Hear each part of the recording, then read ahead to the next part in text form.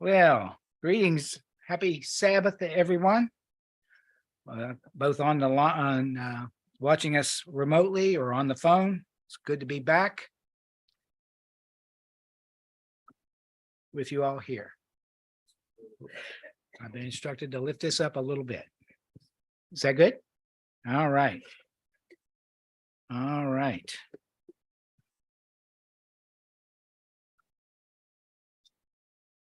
Brethren, the disciple of Jesus, the Messiah, should recognize and know the times that are upon us and act accordingly. 3 Sabbaths ago, the reading of Solomon's book of Ecclesiastes coincided with the Hebrew holy day of Shemini Atzeret. We know it as the last great day. In synagogues around the world, the words of King Solomon were read. They read, a time to be silent and a time to speak, a time to love and a time to hate, a time for war and a time for peace. Sadly, early in the morning of that same day, Hamas launched thousands of rockets against Israel from out of the Gaza Strip, where they hold power. Simultaneously, waves of terrorist commandos surged across the border. They caught the nation of Israel off guard. And it was no accident that they picked that day, because as one of the high holy days, many Orthodox Jews weren't even carrying phones. They were caught completely off guard. There was some failure in intelligence. Even the United States wasn't aware. The terrorists slaughtered innocents, took hostages, and left a trail of carnage and savagery behind them. Things, brethren, we haven't seen since ISIS, and even worse than ISIS. Women raped, whole families slaughtered, babies beheaded, hostages taken. Now, Hezbollah has launched an offensive on Israel's northern border with Lebanon, propelling Israel into a two-front war. King Solomon said there is a time to be silent and a time to speak.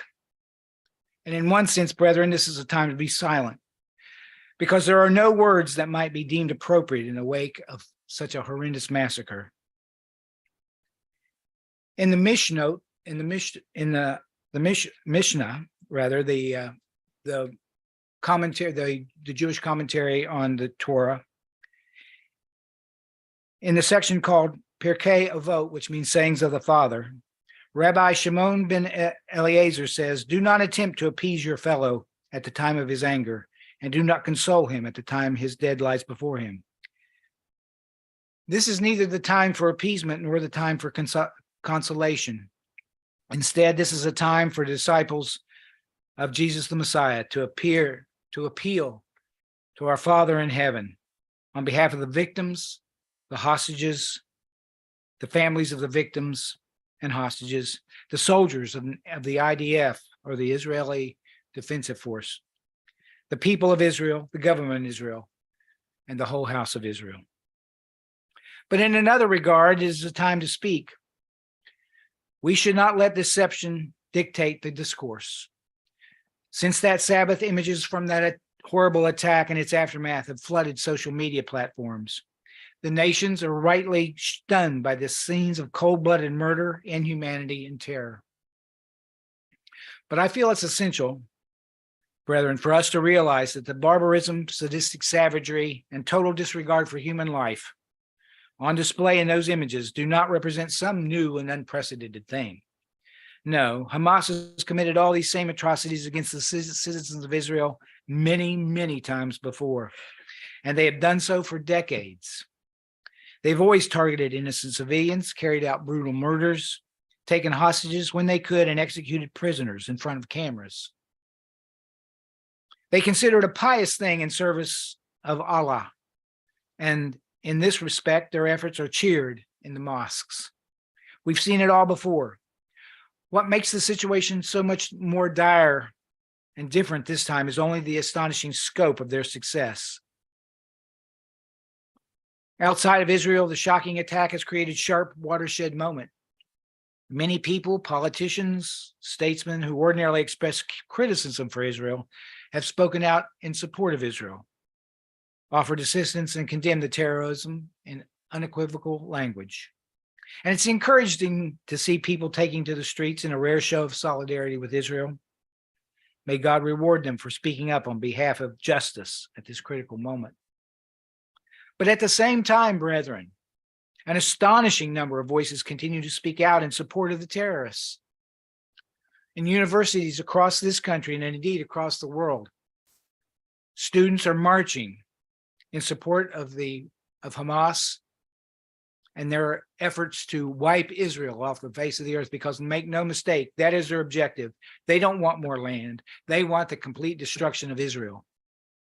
Their chant is, from the land to the sea, Palestine must be free. In other words, there should be no Israeli presence in the Holy Land.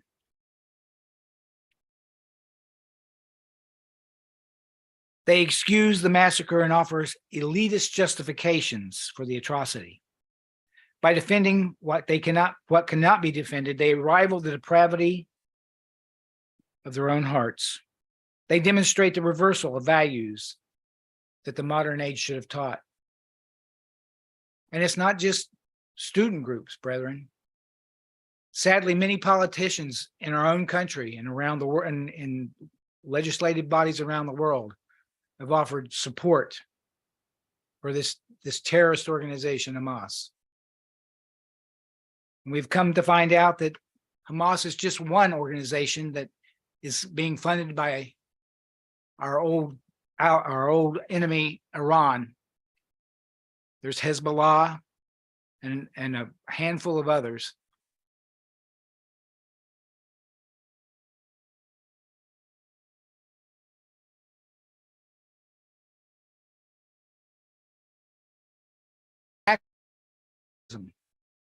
In this country and around the world has been astonishing. I don't think there's been any parallel like it since the 1930s and the Holocaust. I just heard a statistic recently that made my blood run cold. In this country alone, since October 7th, incidences of anti-Semitism have risen 400%. That's just the ones they know about. I'm sure many things haven't been reported out of fear. Brethren, it's disheartening, to say the least, to see so many of the young people of this world rushing headlong, ignorant, and unthinking down the old paths of anti-Semitism and baseless hatred, while congratulating themselves for their progressive values. I'm reminded of Isaiah chapter 5, verse 20. Isaiah chapter 5, verse 20, the prophet Isaiah, you could almost say, saw these days and said the following: woe to those who call evil good and good evil, who substitute darkness for light and light for darkness, who substitute bitter for sweet and sweet for bitter. In the coming day, they will be called to give an account before God, these people, who judges hearts and motives and weighs everything in the scales of justice. May that day come quickly. Solomon said there was a time for war and a time for peace. There is a time for peace and a time for war. Israel's declared a state of war against Hamas, as they should. May God grant Israel success, a quick victory, and a lasting peace. But a spiritual war cannot be won with bombs and guns. Brethren, those of us who understand the times and how these things play out behind a veil of concealment should take up positions on the spiritual battlefield, wielding weapons of psalms and prayers on behalf of the nation of Israel. Psalm 122, verse 6 through 9. Listen to this admonition from King David. I believe it's King David who wrote this one. Pray for the peace of Jerusalem. May they prosper who love you. May peace be within your walls and prosperity within your palaces. For the sake of my brothers and my friends, I will I will now say, may peace be within you. For the sake of the house of the Lord our God, I will seek your good. In that endeavor, brethren, you will find Psalms 20, 121, 142, and 130. That's again, Psalms 20, 83, 122, 121 rather, 142, and 130, especially potent. I'd just like to read Psalm 20, verses 1 through 9. May the Lord answer you in the day of trouble. May the name of the God of Jacob set you securely on high. May he send you help from the sanctuary and support you from Zion. May he remember all your meal offerings and find your burnt offerings acceptable. Selah. May he grant you your heart's desire and fill all your counsel. We will sing for joy over our victory, and in the name of our God we will set up our banners. May the Lord fulfill all your petitions. Now I know that the Lord saves his anointed, and he will answer him from his holy heaven with the saving strength of his right hand. Some boast in chariots and some in horses, but we will boast in the name of the Lord our God. They have bowed down and fallen, but we have risen and stood upright. Save, O Lord. May the King answer us in the day we call. And here's Psalm 121, verses 1 through 8. I will lift up my eyes to the mountains. From where shall my help come? My help comes from the Lord, who made heaven and earth. He will not allow your foot to slip. He who keeps you will not slumber. Behold, he who keeps Israel will neither slumber nor sleep. The Lord is your keeper. The Lord is your shade on your right hand. The sun will not smite you by day, nor the moon by night. The Lord will protect you from all evil. He will keep your soul. The Lord will guard your going out and your coming in from this time and forth and forever. Brethren, in a time such as this, it's appropriate to undertake days of fasting as often as we're able in order to heighten our prayers. A war against Hamas can be understood as a war against violence. The word Hamas is an acronym for the Arabic name of the terrorist organization that governs Gaza. And I'm going to try to pronounce it. It's Harakat al-Lam.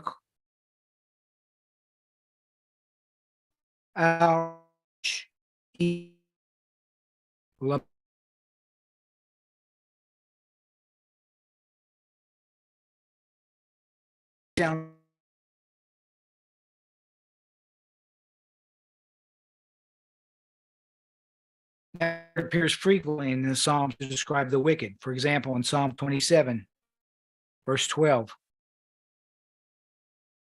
Psalm 27, verse 12. Do not give me over to my enemies' desires, for false witnesses stand against me, breathing violence, Hamas.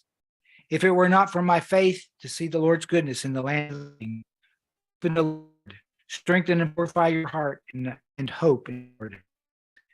You see, in Psalm 27, the appeal is made to God for salvation from our enemies who are breathing violence.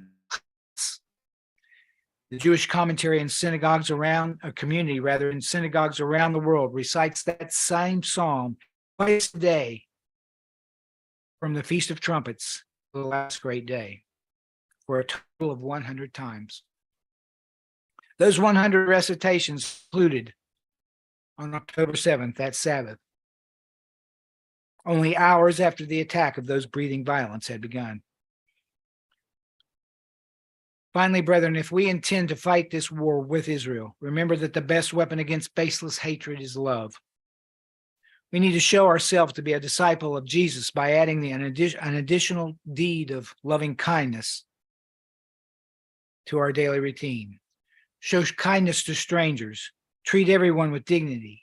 Encourage one another to persevere in the faith, and pray also for our enemies.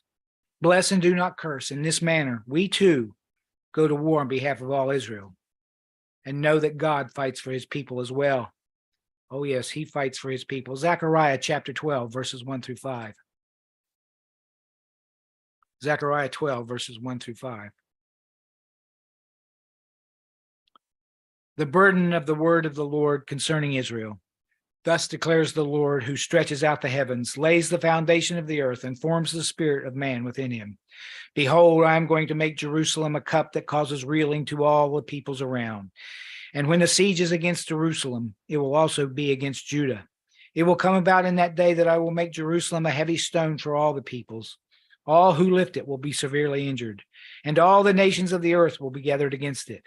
In that day, declares the Lord, I will strike every horse with bewilderment and his rider with madness, but I will watch over the house of Judah when I strike every horse of the peoples with blindness. Then the clans of Judah will say in their hearts, a strong support for us are the inhabitants of Jerusalem through the Lord of hosts, their God. Such is the state of the world on this Sabbath day, sadly. But a question I'm sure many are asking are, do these horrific events have any significance in the light of biblical prophecy? Let's look at Jesus' own prophetic words about the end time. Matthew 24, verses 3 through 8. Matthew 24, 3 through 8. As he, meaning Jesus, was sitting on the Mount of Olives, the disciples came to him privately, saying, tell us, when will these things happen? And what will be the sign of your coming and the end of the age? And Jesus answered and said to them, see to it that no one misleads you. For many will come in my name, saying, I am the Christ, and will mislead many. You will be hearing of wars and rumors of wars. See that you are not frightened, for these things must take place, but that is not yet the end. For nation will rise against nation and kingdom against kingdom, and in various places there will be famines and earthquakes. But all these things are merely the beginning of birth pangs. Brethren, I'd like to point out that when Jesus made these prophetic utterances, they were sitting in Israel, in Judea. And so to his disciples, I mean, their world was within that reach. They didn't have any clue about America or a lot of these other places. So their focus would have been a lot of these things happening right in that region. Let me just read.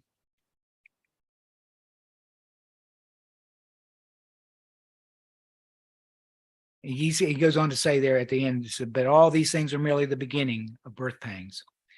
I'd just like to read from USA Today, a recent article that came out this summer.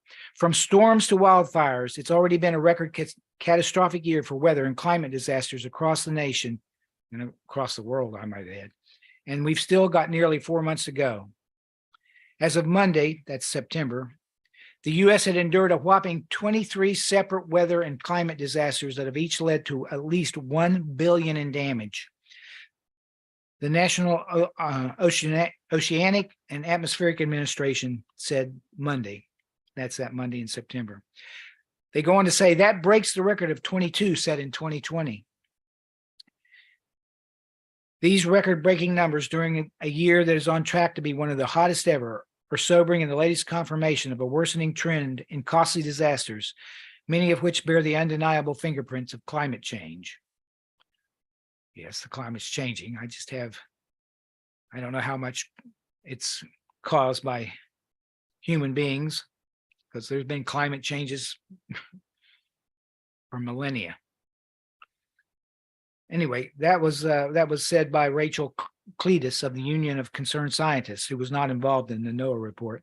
In a statement, more than 250 people have been killed in the disasters, NOAA said. The total cost of these events exceeds $57.6 billion.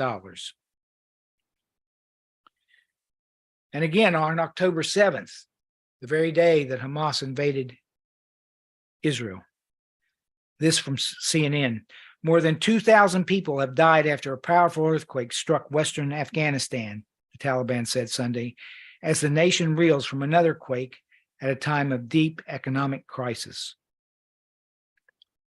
And again, from the Associated Press.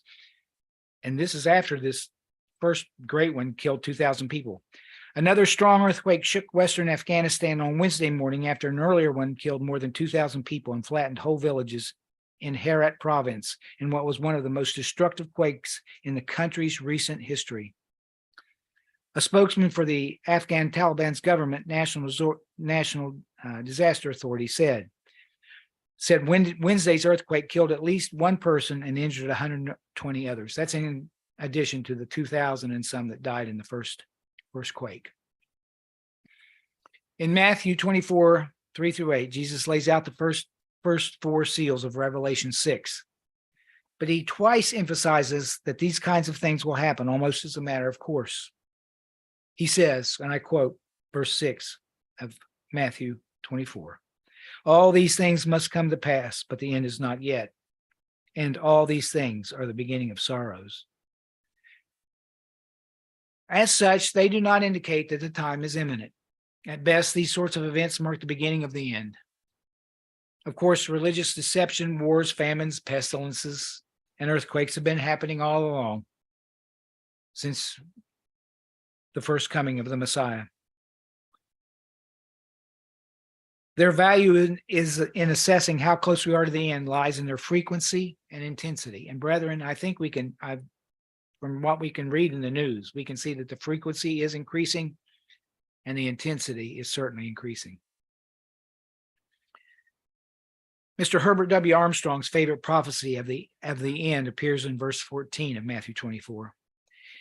And this gospel of the kingdom will be preached in all the world as a witness to all the nations, and then the end will come. He believed he was fulfilling it, and perhaps he was. But brethren, he has been dead for more than 35 years, and the churches of God are continuing to spread the gospel around the world by means that Mr. Armstrong couldn't have imagined. This, too, is not a precise indicator of how close we are to the end. At best, we can say we are somewhere in the ballpark of the last days. Many believe that verses 15 through 22 of Matthew 24 refer to the destruction of Jerusalem and the temple, while others say it is the end time. But in the spirit of duality of prophecy, it is probably both an example of type, antitype. But if we look at verses 21 through 22, they are certainly in time. Let's look at Matthew 24, 21. Matthew 24, 21. For then there will be great tribulation, such as not been from the beginning of the world until now. No, and never will be. And if those days had not been cut short, no human being would be saved. But for the sake of the elect, those days will be cut short. The tribulation at the end, what we have traditionally called the Great Tribulation, will be the worst the world has ever seen. Could that time be starting now in earnest? I will leave that to you to judge. But a recent expert in international affairs has said we have a 50% chance of going into a World War III. Because Iran has said if Israel invades Gaza, which they began to do late last night, tanks were rolling in. Iran has said that they will get involved. Yemen has fired missiles into Israel. In fact, all her enemies all around have stated that they will support Hamas in their war with Israel. And of course, we know that Iran has allies in Russia, China, and other nuclear powers.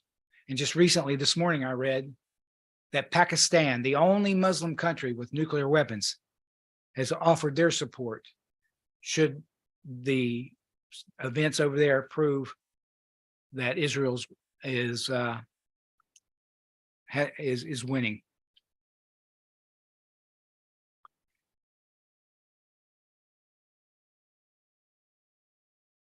This, as it said, and this will be the word. If this is the beginning of the tribulation, brethren, it will be the worst the world has ever seen. Jeremiah 30, verse 7, speaking about this time. Jeremiah 30, verse 7. Alas, for that day is great, there is none like it. And it is the time of Jacob's distress or troubles, in King James, but he will be saved from it.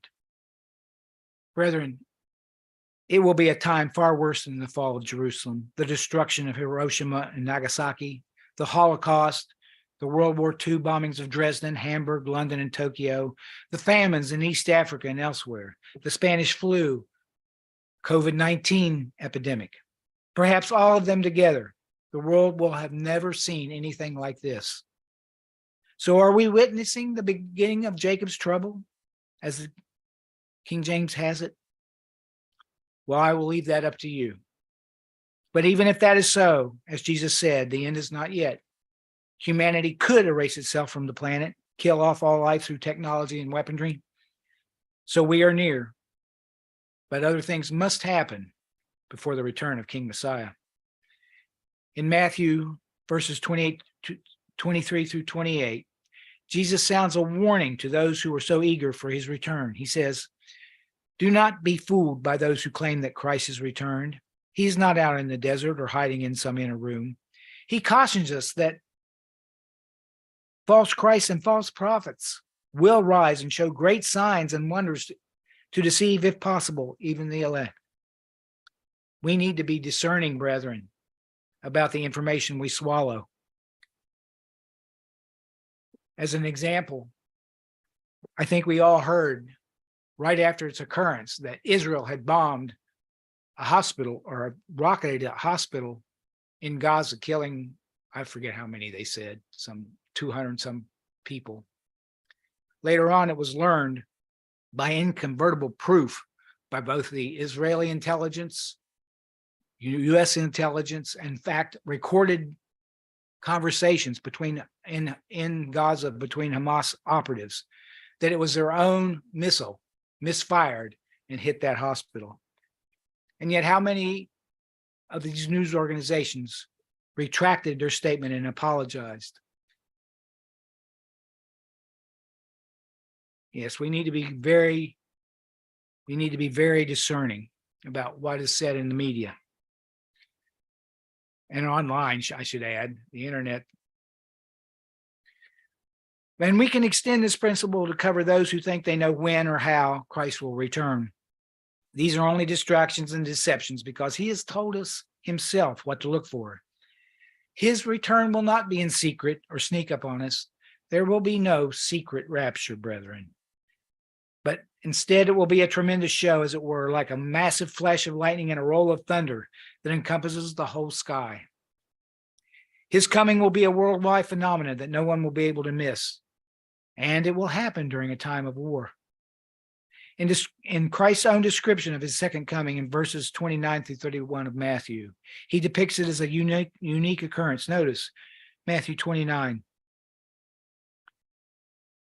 Immediately after the tribulation of those days, the sun will be darkened and the moon will not give its light, and the stars will fall from heaven, and the powers of the heavens will be shaken.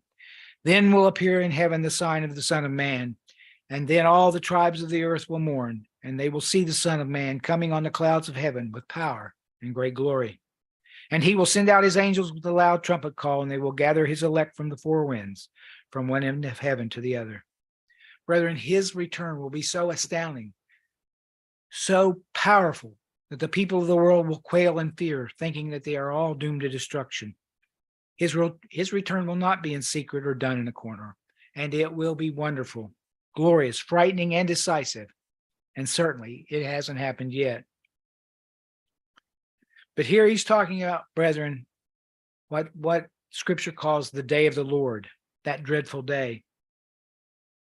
Here's a parallel passage from Isaiah 66 talking about this time. Isaiah 66:14. You shall see, and your heart shall rejoice. Your bones will flourish like the grass, and the hand of the Lord shall be known to his servants, and he will show his indignation.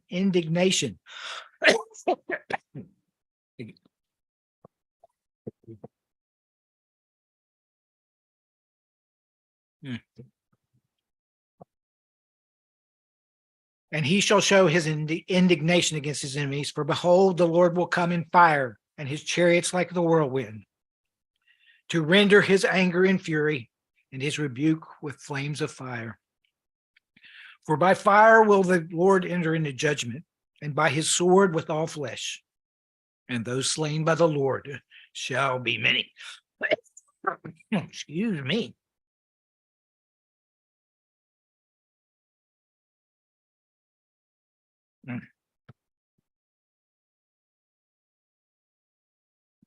after building his elect, brethren, the bride, to the point that she is complete and ready for the marriage supper of the Lamb, Jesus Christ will return in wrath and power as the great judge to slay his enemies and set up his kingdom on earth.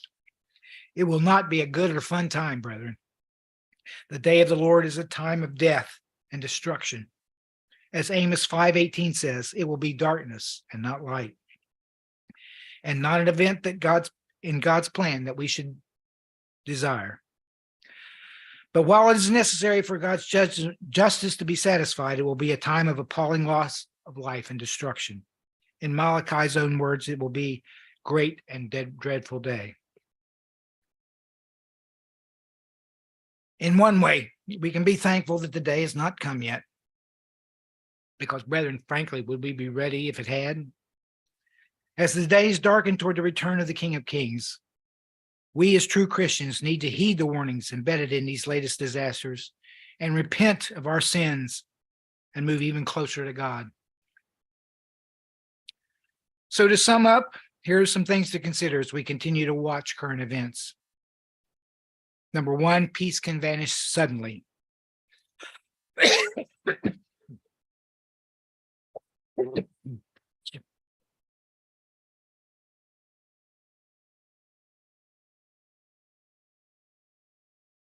New circumstances can come upon us overnight, and the world can go haywire. After decades of relative peace and prosperity, things can take a sudden turn. I'm losing my voice.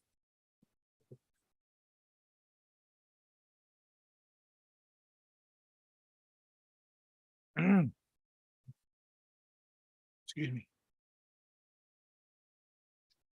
Oh.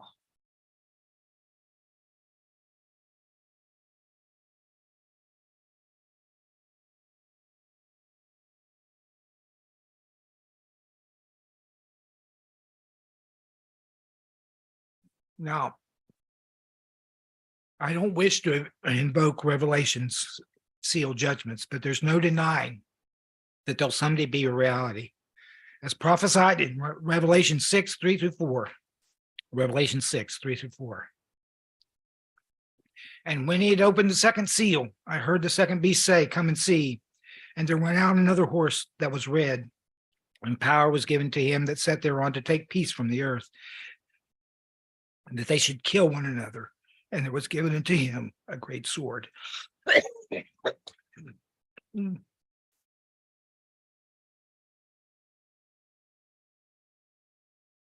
And so peace can vanish suddenly. Number two, it can quickly give way to emergency. For example, the war in Ukraine could pose a danger to global nutrition.